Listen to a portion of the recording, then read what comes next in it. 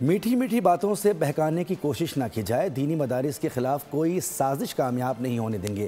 مولانا فضل الرحمان کا کراچی میں کانفرنس سے خطاب، کہا کہ 2004 میں دینی مدارس سے مذاکرات کیے گئے، 2010 میں بھی معاہدے ہوئے، لیکن اب تک عمل نہیں ہوا۔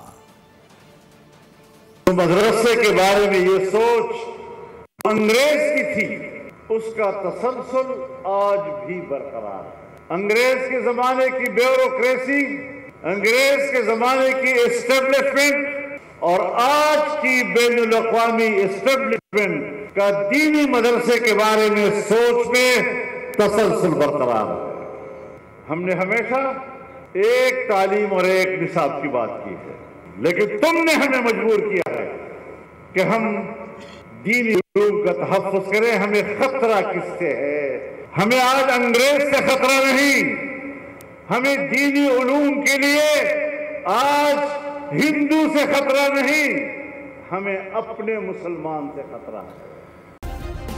سبسکرائب کریں اور بیل دبائیں تاکہ کوئی خبر رہ نہ جائے۔